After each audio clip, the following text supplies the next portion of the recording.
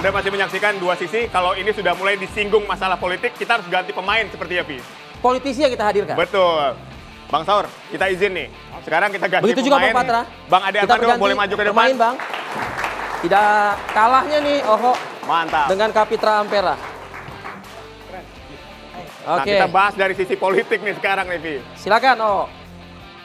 Oke, saya ingin langsung saja ke Bang Kapitra. Bang Kapitra, apakah Anda melihat ada unsur politis dalam penetapan Pak Hasto ini sebagai tersangka oleh KPK? Silakan.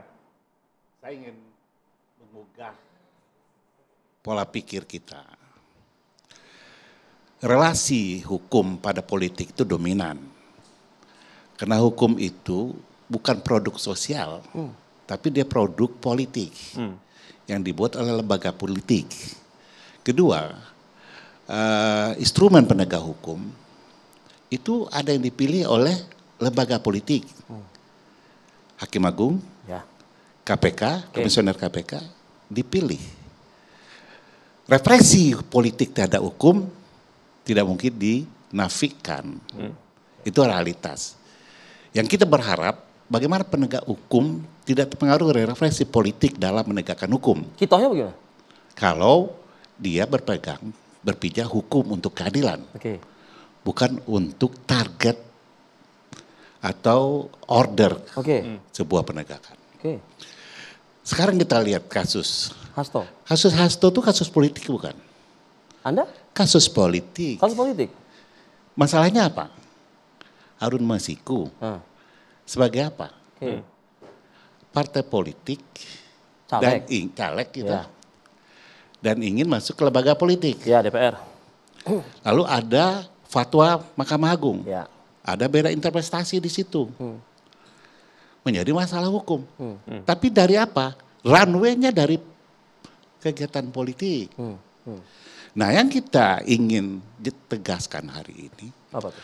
kalau tadi sahabat mengatakan Harun Masiku mau ditangkap sama Hasto dan sebagainya, artinya ini bukan masalah baru. Oke.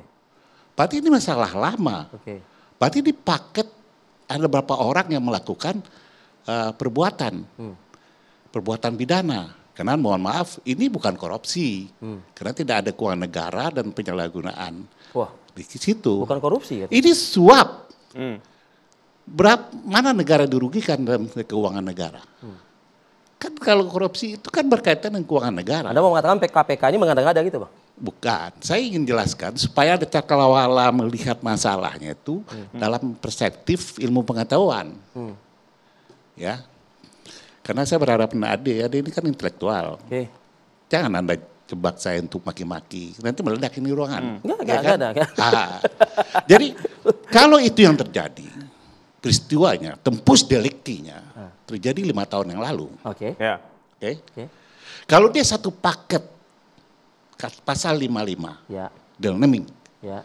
apakah dia sebagai pelaku atau don pelaku atau pembantu melakukan.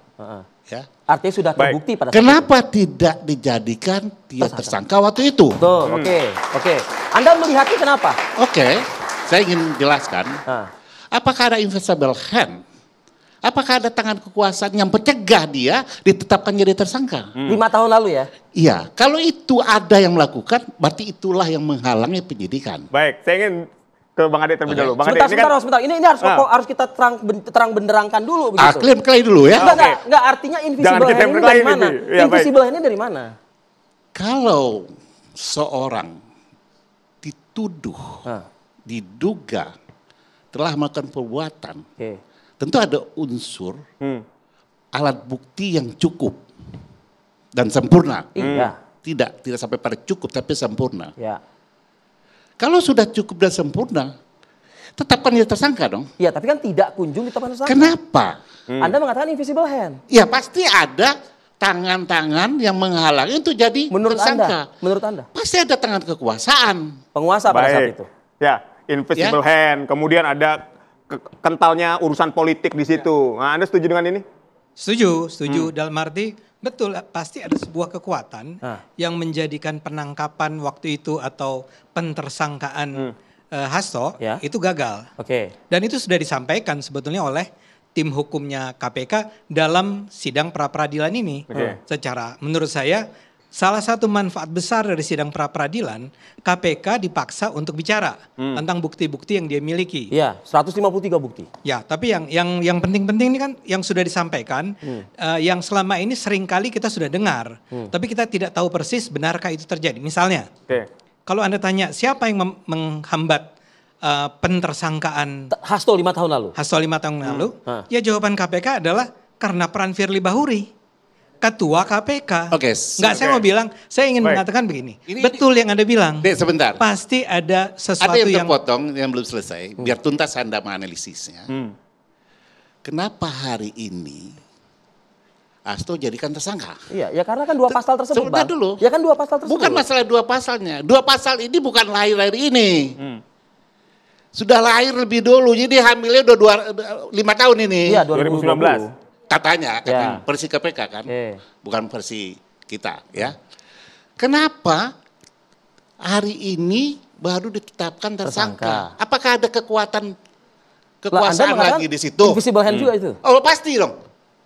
Ini kan yang bebas intervensi, penegak hukum yang bebas tidak direpresi oleh politik. Apapun kondisinya. Apapun kondisinya, dia harus berdiri di atas salah dan benarnya. Itu handsnya masih dari orang yang sama atau berbeda?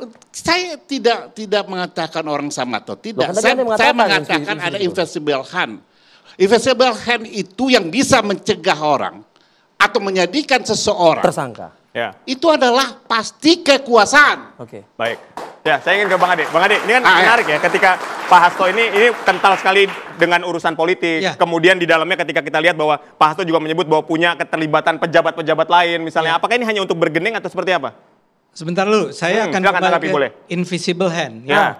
Jelas invisible hand, tapi dalam kasus ini cukup visible, ya.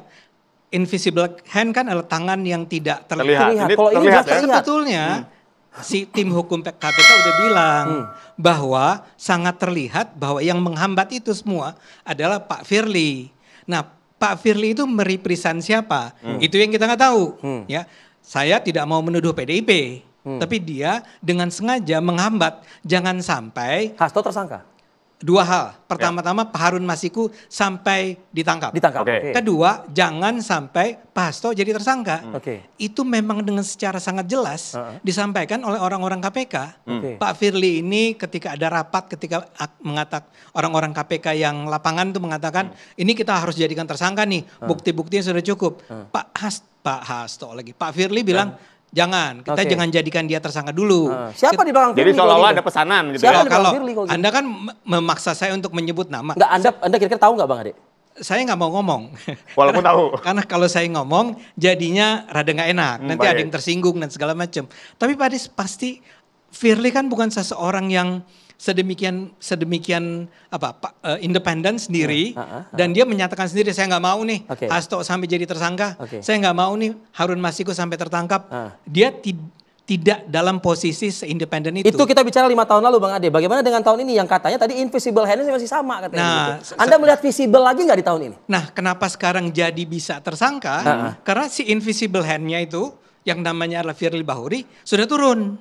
Dan dia sudah ditahan atau tidak lah ya. Saya nggak tahu. Tapi dia sudah jadi seorang terpidana atau macam-macam.